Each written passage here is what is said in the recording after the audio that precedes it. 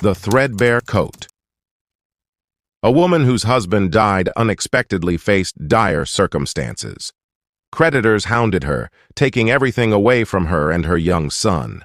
Fearing she might lose the most valuable possession of the family, she hid the priceless jewel that had been handed down for generations by sewing it into the sleeve of an old coat that the creditors would never want.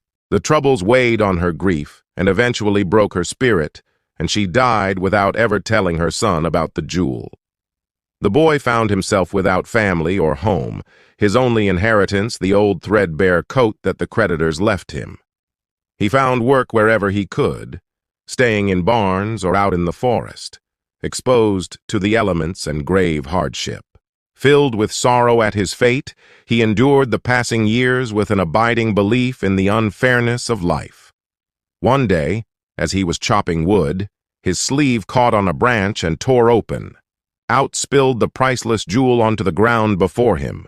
The source of happiness, real wealth, is our birthright, something we carry with us from childhood whether we remember it or not. We are rich, the story says, even when we feel deprived. This is because, of course, the jewel represents the perfect nature of the true, original self with which we are born.